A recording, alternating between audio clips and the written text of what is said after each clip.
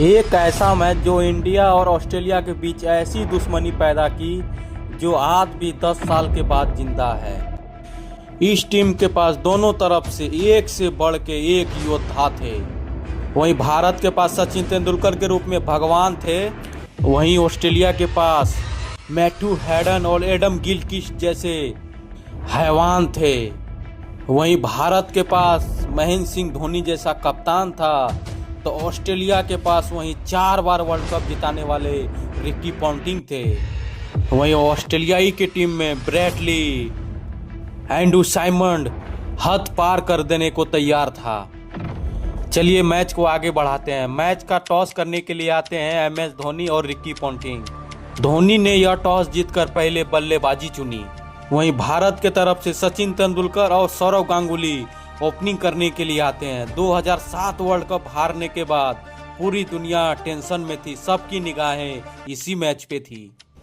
वहीं कंगारुओं के तरफ से गेंदबाजी की कमान ब्रेट ली संभालते हैं। उस टाइम ब्रेट ली को अपने रफ्तार पे इतना घमंड हुआ करता था, किसी को भी अपने सामने कुछ नहीं समझता था।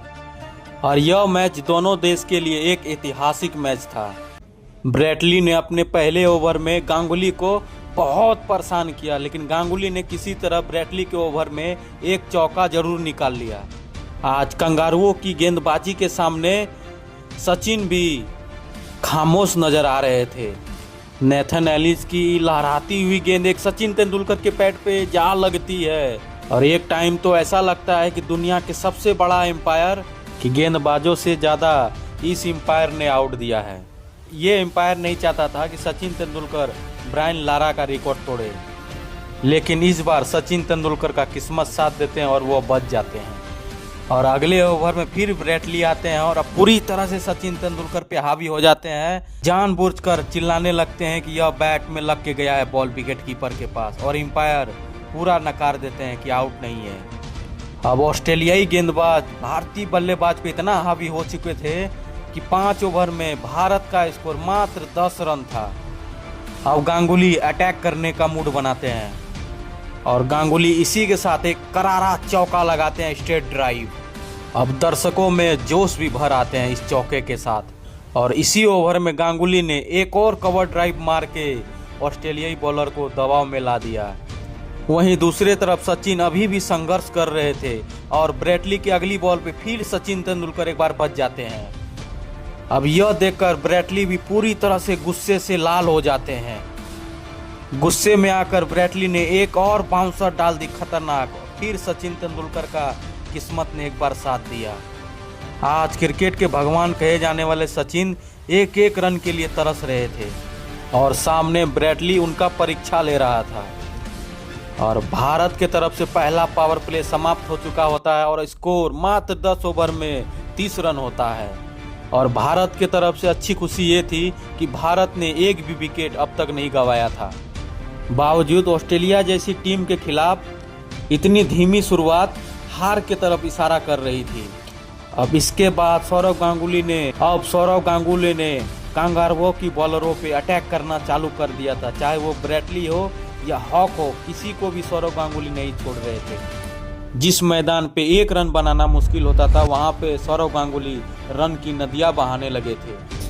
अब वहीं दूसरी तरफ सचिन ने भी हॉक को एक चौका लगाकर अपना खाता खोल लेते हैं। अब वहीं दूसरी तरफ सौरव गांगुली ने शॉट्स लगाना चालू कर दिया था, और सौरव गांगुली इतना अच्छा रन बना रहे थे, तभी हॉक की बॉल पे सौरव गांगुली कट मारने के चक्कर में विकेट कीपर के पास बॉल चला जाता है और गांगुली की पारी यहीं समाप्त हो जाती है। अब 20 ओवर का मैच खत्म हो चुका था और स्कोर 91 रन पे जा चुका है। अब गांगुली के जाने के बाद तीसरे नंबर पे युवराज सिंह आते हैं सचिन तेंदुलकर का साथ देने के लिए। अब बॉलिंग करने के लिए आते हैं मिचेल जॉनसन। अब सचिन अपना बल्ले का धागा खोलना चालू कर दिया था, क्योंकि गांगुली के आउट होने के बाद अब सारी जिम्मेवारी सचिन तेंदुलकर के ऊपर आ गिरा था।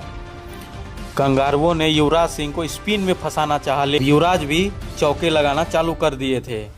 अब सिक्सर किंग भी चौके के बरसात करना चालू कर दिए थे, और अगले ओवर में युवराज ने लगातार 2 चौके लगा के अपने सचिन और युवराज के बीच 100 रन की साझेदारी पूरी हो चुकी थी। सिंगल लेने के बाद अब सचिन तेंदुलकर का भी स्कोर 50 रन पार जा पहुंचा था और हाफ सेंचुरी लगा चुके थे। अब उधर युवराज सिंह भी अपने रौद्र रूप में आ चुके थे। जब जब कंगारू गेंदबाजों को वो देखते, अपने शिकार पे पूरी तरह से झपट पड़ते युवराज सिंह। अब युवराज सिंह इस मैच में एक तरफा रंग मारना चालू कर दिए थे। अब भारतीय टीम का साझेदारी बहुत ही अच्छी तरह से आगे बढ़ रही थी। अब यह जोड़ी भारतीय टीम को पूरी तरह से संभाल चुकी थी। हालांकि अब भारतीय टीम को बड़े बड़े शॉट की जरूरत थी। अब ऐसे समय युवराज सिंह आउट हो जाते हैं। युवराज ने 35 बॉल में 40 रन बना के स्फोटक पारी खेले। अब इसके बाद क्रीज पे आते हैं महेंद्र सिंह धोनी। युवराज सिंह के जाने के बाद रन रेट पे बहुत ही बड़ा गहरा असर पड़ा और कंगारू एक बार फिर से अपनी पकड़ बनाने में कामयाब रहे। लेकिन सचिन का प्रयास अभी भी जारी था और वो अभी भी अपना बल्ला घुमाए जा रहे थे। अब दूसरे तरफ धोनी ने भी शॉट्स लगाना चालू कर दिए थे। 40वें ओवर के लास्ट के 2 बॉल पे MS धोनी ने लगातार 2 चौके जड़ दिए और भारतीय स्कोर को 200 रन पार पहुंचा दिया। अब यहां से सचिन और धोनी ने पूरी तरह से अपने बल्ले का धागा खोल दिया और दोनों ने मिल के ऑस्ट्रेलियाई बॉलर के ऊपर पूरी तरह से टूट पड़े। लेकिन अभी तक मैच में एक भी छक्का नहीं लगा था और एक बार फिर से जब गाड़ी रफ्तार पकड़ रही थी तभी सचिन तेंदुलकर रन आउट हो जाते हैं और सचिन ने इस पारी में 123 गेंद में 90 रन की पारी खेली थी। अब आते हैं राहुल द्रविड़ ने नेथन एलिस को 2 चौके मारकर उनकी अकड़ को तो जरूर तोड़ा, लेकिन अगली बॉल पे उन्होंने उनको बोल्ड मार दिया और राहुल द्रविड़ की दीवार में छेद कर दी। और इसके बाद आए अभी रॉबिन उथप्पा ने भी एक शानदार चौके से शुरुआत किया। अब यहां से मात्र 4 ओवर का खेल बाकी था और स्कोर 260 रन हो चुका था इंडिया का। इसके बाद धोनी का जलवा ही कुछ अलग था और रॉबिन उथप्पा का मानो तो तांडव ही तांडव था। दोनों ने मिल के लास्ट के ओवर में बैटिंग का धागा इस तरह से खोले कि ऑस्ट्रेलियाई बॉलर पूरी तरह से घबरा गए और इसे देखते हुए भारतीय फैन भी जश्न मनाने लगे थे और उधर ब्रैडली पूरी तरह से निराश हो चुके थे। भारत के लिए आखिरी ओवर बहुत ही खास था क्योंकि धोनी और उथप्पा ने मिलकर इस आखिरी ओवर में 25 रन कूट दिए और इंडिया टीम का पहला छक्का लगा के महेंद्र सिंह धोनी ने इस पारी को समाप्त कर दिया और साथ में धोनी ने भी छक्का लगाने के बाद अपना 50 पूरा कर लिया। अब 50 ओवर में इंडिया का स्कोर 291 रन के पार जा पहुंचा था। वहीं उस टाइम यह स्कोर बहुत ही शानदार हुआ करता था। अब कंगारुओं को यह मैच जीतने के लिए 50 ओवर में 292 रन की जरूरत थी। कंगारुओं की तरफ से एडम गिलक्रिस्ट और मैथ्यू हेडन पारी को शुरुआत करते हैं और दोनों का नाम तो आपने सुना ही होगा। यह जोड़ी उस टाइम की सबसे खतरनाक जोड़ी हुआ करती थी। अब इंडिया की तरफ से बॉलिंग करने आते हैं जहीर खान, जो पहले ही ओवर में चौका लगाकर ऑस्ट्रेलियाई टीम अपना टीम का स्कोर आगे बढ़ाती है और अगले ही ओवर में एडम गिलक्रिस्ट ने RP सिंह को एक शानदार छक्का लगाकर कि हर कोई उनका तारीफ करने लगा था। एक तरफ जहां एडम गिलक्रिस्ट का खौफ जारी था, वहीं दूसरी तरफ एडम गेंद को पूरी तरह से हवा में उड़ा रहे थे और बाउंड्री के बाहर पहुंचा रहे थे और शुरुआती 5 ओवर में ऑस्ट्रेलिया का स्कोर 40 रन हो जाता है। इसे देखकर भारतीय टीम पूरी तरह से निराश हो जाती है और तभी धोनी ने अपना मास्टरमाइंड लगाया। तभी जहीर खान की बॉल पर RP सिंह ने कैच पकड़कर एडम गिलक्रिस्ट को पवेलियन की रास्ता दिखा देते हैं। वैसे इस जगह पे कोई फील्डर नहीं होता, लेकिन यह फील्डर MS धोनी ने लगाई थी। अब ऑस्ट्रेलिया को पहला बड़ा झटका लग चुका था और इंडिया टीम में थोड़ी खुशी की लहर जाग उठी। अब ऑस्ट्रेलिया के कप्तान रिकी पॉन्टिंग मैदान पे आते हैं। ऑस्ट्रेलिया की शुरू से ही सोच थी विकेट तो गिरे लेकिन रन नहीं रुकना चाहिए, रन आना चाहिए और हेडन इस परंपरा को आगे चला रहे थे। वहीं इंडिया ने अपनी पहली पारी में मात्र 1 छक्का लगाया था, वहीं ऑस्ट्रेलिया ने छक्कों की झड़ी लगा रही थी। अब कप्तान रिकी पॉन्टिंग ने RP सिंह को आड़े हाथ लिया। उनके 5वें ओवर में लगातार 3 चौका जड़कर फील्डिंग बदल डाली। अब 10 ओवर में 1 विकेट गंवाकर ऑस्ट्रेलिया का स्कोर 80 रन पार हो जाता है अब ऑस्ट्रेलियाई टीम को एक बेहतरीन शुरुआत मिल चुकी थी। वहीं दूसरी तरफ हैडन का बल्ला रुकने का नाम ही नहीं ले रहा था। हर बॉल को हवा में उड़ा रहे थे और भरे मैदान पर भारतीय बॉलर का मजाक बना रहे थे। अब देखते देखते अब इस दोनों ने भी 50 रन की शानदार पार्टनरशिप कर ली। अब सामने चाहे जहीर हो या पठान, दोनों की पिटाई बराबर हो रही थी। अब इंडियन बॉलर के पास इन दोनों बल्लेबाजों का कोई तोड़ नहीं था, क्योंकि यह दोनों खुद ही तोड़ रहे थे।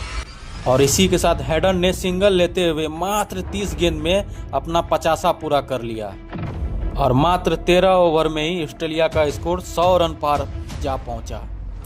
याद रहे कि इस टाइम भारत का स्कोर मात्र 40 रन था और हेड जिस तरह से प्रहार कर रहे थे कि मानो यह मैच जल्दी ही खत्म हो जाएगा।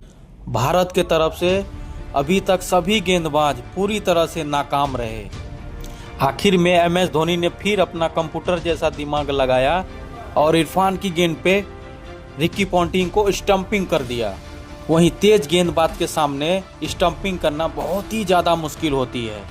जब विकेट के इंडियन बॉलर के तरफ से विकेट का पूरी तरह से सूखा पड़ा हुआ था, तब MS धोनी ने यह विकेट लिया और इस विकेट का सारा क्रेडिट MS धोनी को जाता है।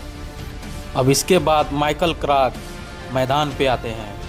अब 20 ओवर का खेल समाप्त हो चुका था और स्कोर 124 रन होता है। क्लार्क आते ही एक चौका लगा देते हैं और अपना क्लास दिखाना चालू कर देते हैं, लेकिन हरभजन उनको अपने गेंद में फंसाकर कट एंड बोल्ड मार देते हैं। क्लार्क ने मात्र 6 रन बनाए और पवेलियन की तरफ वापस चल दिए और हरभजन सिंह का खुशी का ठिकाना नहीं रहा। अब क्रिकेट का एक महादानव मैदान पे आता है जिसका नाम था साइमंड्स, और यहाँ अब ऑस्ट्रेलिया के ऊपर पूरी तरह से दबाव बन चुकी थी। अगर ऑस्ट्रेलिया यहाँ से चाहती तो सिंगल लेकर भी मैच जीत सकती थी, लेकिन पूरी दुनिया में अपना बैटिंग से डंका मचाने वाले ऑस्ट्रेलियाई बल्लेबाज नहीं चाहते थे कि हम सिंगल खेलें। और साइमंड्स आते ही अपने खुखार रूप दिखाना चालू कर देते हैं और मैच को जल्द से जल्द खत्म करने का मूड बना लेते हैं। वहीं दूसरी तरफ हैडन किसी बॉलर का कैरियर खाने के इरादे से आज मैदान पे आए थे। अब भारतीय टीम पूरी तरह से निराश हो चुकी थी, क्योंकि अब यह दोनों की जोड़ी भारत को हार की तरफ ले जा रही थी। अब भारतीय टीम को एक विकेट की ज़रूरत होती है इस मैच में वापसी करने के लिए। वहीं अगली बॉल लेके आते हैं मुरली कार्तिक ने हैडन को बाउंड्री पे कैच करवाकर ऑस्ट्रेलिया की कमर तोड़ डालते हैं, क्योंकि मैथ्यू हैडन ने 92 रन की शानदार पारी खेली थी और मात्र 70 गेंद में। अब ऑस्ट्रेलिया को 97 गेंद में 102 रन बनाने थे। अब वहीं दूसरी तरफ साइमंड भी अब चौके लगाना चालू कर दिए थे। उस दिन साइमंड ने ऐसी बल्लेबाजी की थी कि भारतीय बॉलर का लाइन लेंथ बिगाड़ दिया था। अब देखते देखते साइमंड ने भी अपनी तूफानी पारी खेल चुके थे और 50 मार चुके थे। अब यहाँ से कंगारुओं को जीत के लिए 91 गेंद में मात्र 62 रन चाहिए थे। तभी हरभजन को हॉक ने एक चौका जड़ दिया था और यह मैच पूरी भारत को अब एक विकेट की और तलाश होती है। और धोनी ने स्टंपिंग करते हुए ये काम भी कर डाला और पूरे स्टेडियम में शोर मचा दिया। और इसके बाद स्टंप के पीछे जो हुआ वो पूरी दुनिया के लिए यादगार बन गई। हौज 17 रन बनाकर पवेलियन चल दिए, क्योंकि उनको यह समझ में नहीं आ रहा था कि यह कैसे स्टंपिंग आउट हो गए। अब ऑस्ट्रेलिया की आधी टीम पवेलियन जा चुकी थी और जिसके वजह से कुछ ओवर तक रन नहीं आ सके और भारतीय बॉलर पूरी तरह से उन पे हावी हो गए थे। लेकिन साइमंड्स के रहते हुए भारत यह मैच जीत के लिए सोच भी नहीं सकता था।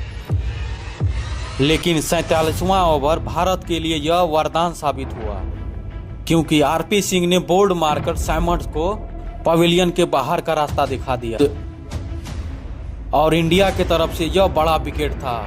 अब इंडिया इस मैच में पकड़ बना लिया था। यह विकेट भारत के लिए कितना जरूरी था, एक बार यह शोर सुनिए। इस विकेट के गिरने के बाद दर्शकों के शोर ने कुछ बयां कर दिया था और अगली बॉल पर आरपी सिंह ने खुद बॉलिंग करते हुए एक और रन आउट कर देते हैं और आरपी सिंह ने मात्र एक ओवर में मैच का पूरी तरह से रुख बदल दिया। अब कंगारुओं को 16 गेंद में 23 रन बनाने थे और इसी के साथ कंगारुओं पे लगातार दबाव बढ़ रहा था। आखिरी ओवर में 16 रन की ज़रूरत होती है। ऑस्ट्रेलियाई टीम उस टाइम वो टीम हुआ करती थी जो आखिरी ओवर तक मैच को जीतना चाहती थी, और ये देखने के लिए भी मिला क्योंकि ब्रैटली ने जहीर खान के दूसरे बॉल पे चौका मारकर सबको हैरान कर दिया। यह मैच भारत के तरफ तो आ रहा था, लेकिन फिर भी हार का डर सता रहा था। और इसके बाद जहीर खान ने कुछ शानदार गेंदबाजी की जिससे कुछ बॉल डॉट निकल गए, जिसकी वजह से लास्ट बॉल में एक गेंद पर 11 रन बनाने थे, और आखिरी मैच के आखिरी गेंद पर जिसकी वजह से 1 रन आ गए। और इसी के साथ भारतीय टीम ने 8 रन से इस मुकाबले को जीत लेती है। कहते हैं कि उस टाइम ऑस्ट्रेलिया को हराना किसी सपने से कम नहीं हुआ करता था। उस टाइम दुनिया की भारतीय टीम एक ऐसी टीम थी जो अकेले ऑस्ट्रेलिया को टक्कर देती थी। मैच में धोनी को शानदार बैटिंग और स्टंपिंग के लिए मैन ऑफ द मैच दिया गया। दोस्तों MS धोनी को इस मास्टरमाइंड के लिए आप 10 में से कितने नंबर देना चाहते हैं, आप हमें कमेंट में ज़रूर बताएं, और हमारे चैनल को सब्सक्राइब जरूर करें। लास्ट में भारत माता की जय जरूर लिखें।